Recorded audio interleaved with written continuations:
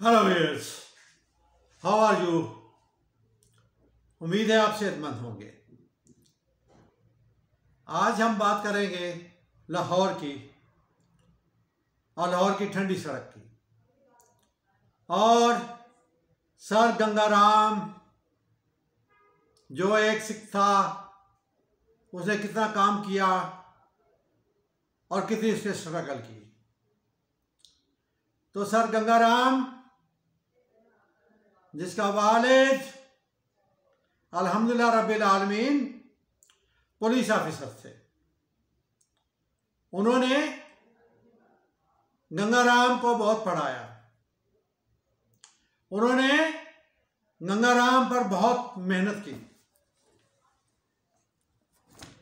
उन्होंने सर गंगाराम को एक साधु के पास ले गए या उनका उनसे गुजर हुआ, तो साधु ने उसको बताया कि ये जो आपका बेटा है गंगाराम, इसके अंदर बहुत ज़्यादा नेकी मुझे नज़र आ रही है और एक वक्त में जाकर ये बहुत बड़ा काम करेगा।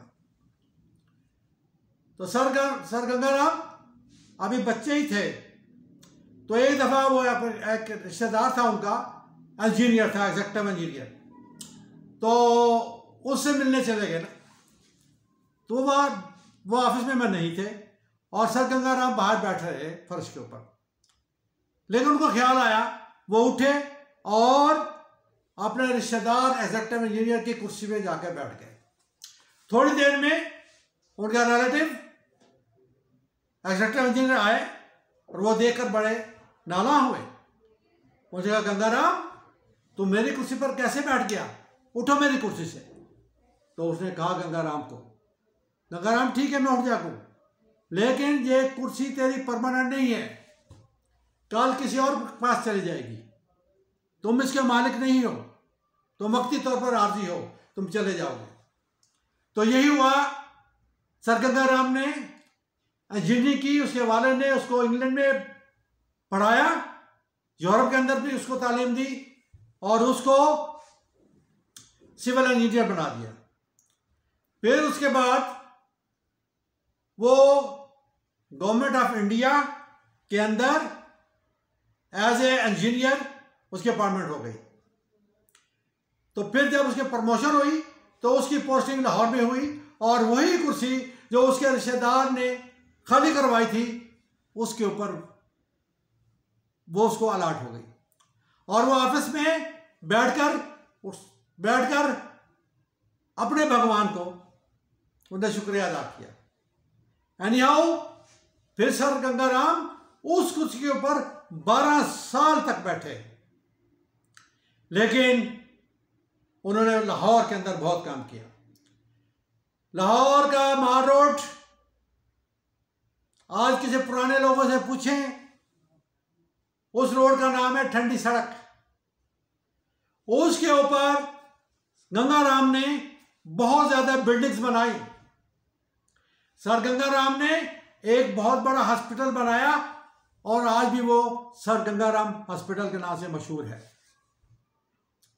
इसके अलावा उसने कॉमर्स के अंदर हैले कॉलेज है, उसके अंदर भी उसने बहुत मेहनत की, वो भी उसने बनाया, जो आज हम पाकिस्तानियों के काम आ रहा है।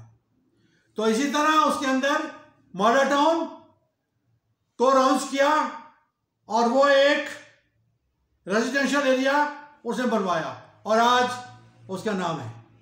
ये चंद छोटी छोटी चीजें थी जो मैंने आपको बताई कि सर गंगाराम ने लाहौर की किस तरह डेवलपमेंट की और कैसे लाहौर को उसने तरक्की की और लाहौर को उसने किस तरह चार चांद लगा दिया।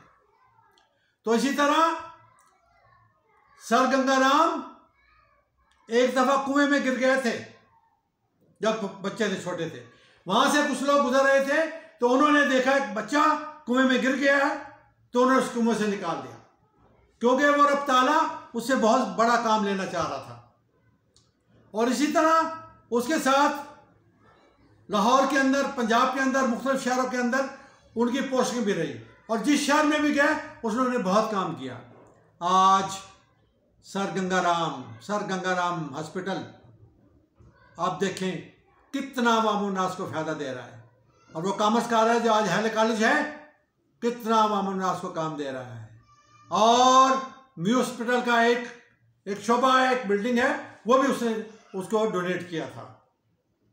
फिर एक दफ़ा जब वो चले गए दुनिया से, तो बहुत ज़्यादा जुलूस निकला था और सर गंगाराम का एक जगह ऊपर स्टैचू बना हुआ था, तो उस स्टैचू को लोगों ने जूते मारे।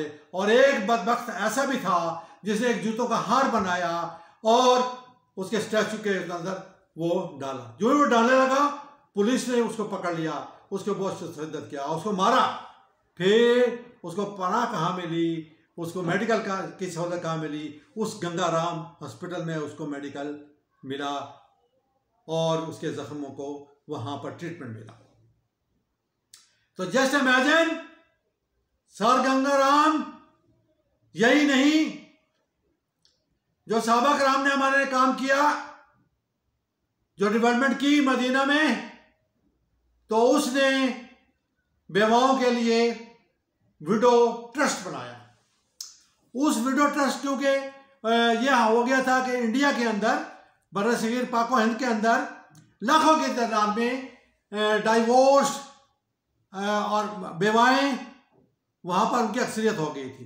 तो उसने एक विडो फाउंडेशन बनाई और विडो फाउंडेशन के अंदर उनकी डेवलपमेंट की, उनकी रीमैरिज करवाई और एक अदारा बनाया विडो फाउंडेशन के नाम से, और वहाँ पर उनको सकाफती और उनकी रोजी रोटी के लिए उनको ट्रेनिंग भी दी गई। कितनी बड़ी इंसानियत का उसने काम किया। आज वो दुनिया में नहीं है, लेकिन उसका नाम अभी तक जिंदा है। तो आज जब हम पाकिस्तान बना लिया, और पाकिस्तान बनने के बाद अल्लाह से एक वादा किया था कि हम पाकिस्तान बना रहे हैं, बच्चे से पूछो, बच्चा कहेगा पाकिस्तान का मतलब क्या? ला इलाहा इल्लल्लाह। तो कहाँ है? क्या हमारे अकाबरीन ने, क्या हमारे नवाज शरीफ ने, जब इधर वजीर आजम थे और जनाब शहबाज शरीफ जब इधर वजीर आला थे पंजाब के, और लाहौर वही लाहौर है जिसके अंदर वो क्या काम किया? बताएं क्या काम किया? और वो जो गैर मुस्लिम था, और उसने कितना अवाम उन्नास के लिए काम किया। तो आज ये काम क्यों नहीं हो रहा?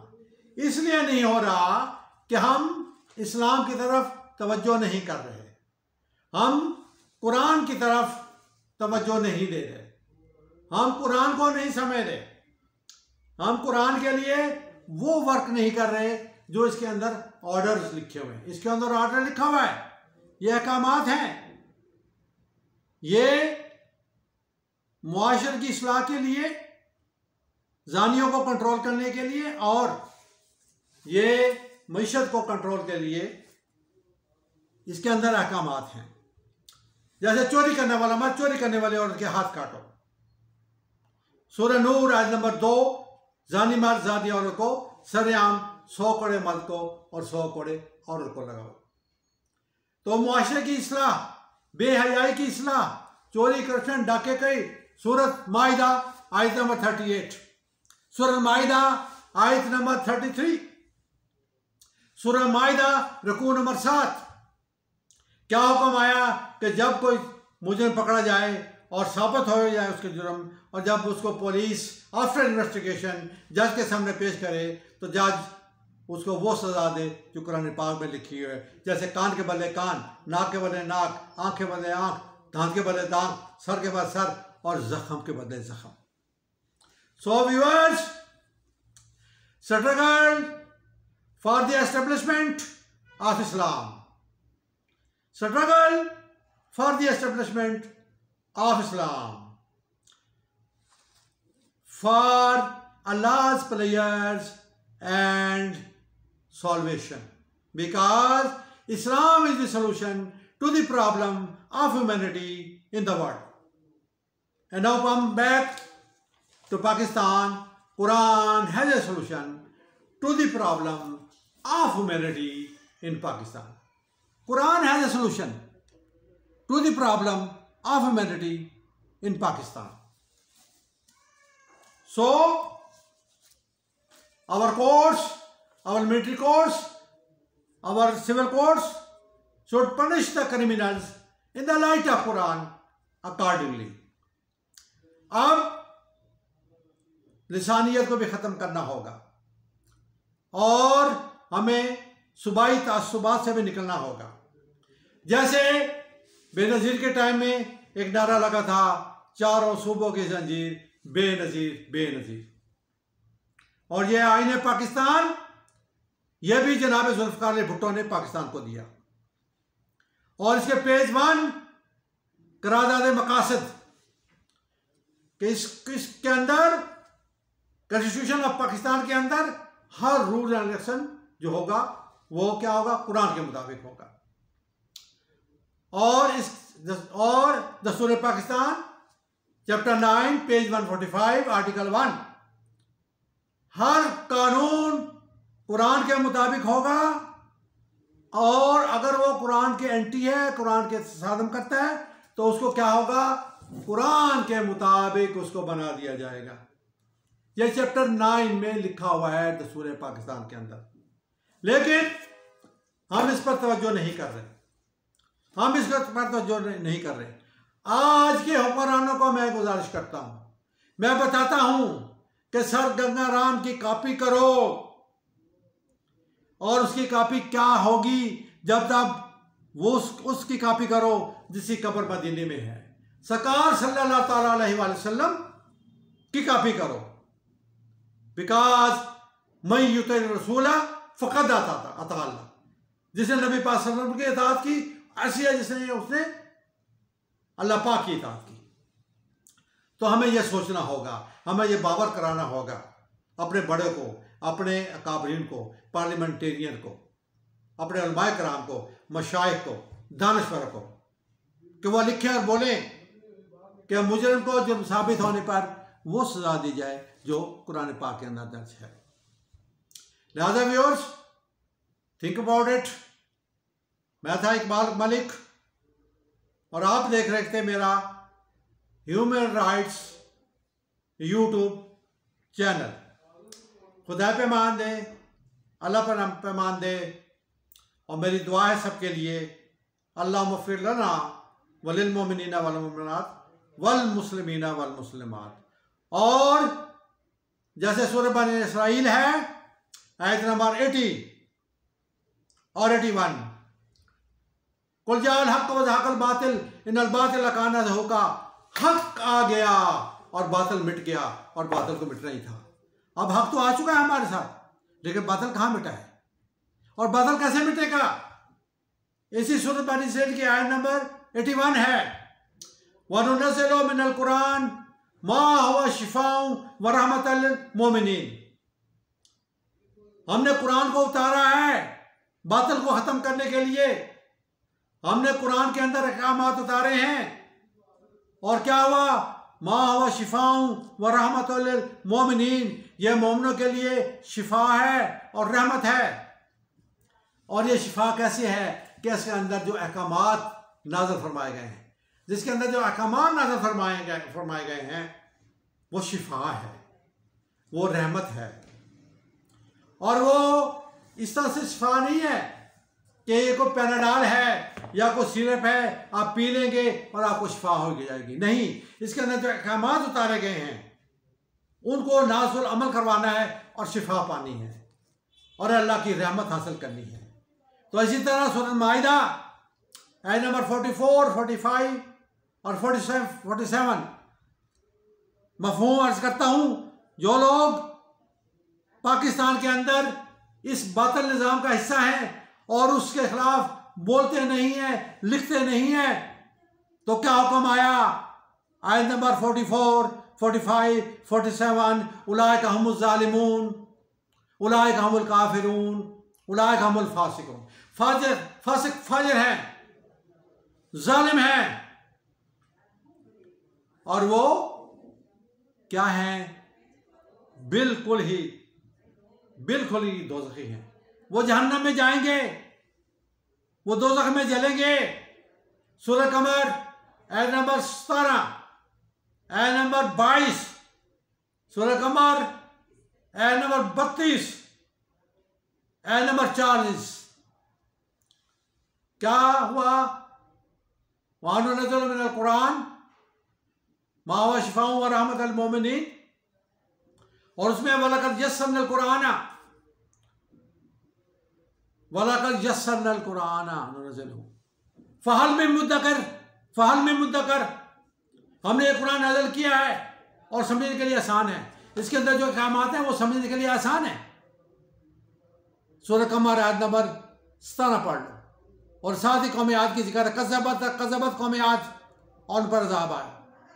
और आयत नंबर 22 फ़हल मिन मुद्दकर, ये समझना आसान है, इसकी इम्प्लीमेंट आसान है, लेकिन क्या हुआ?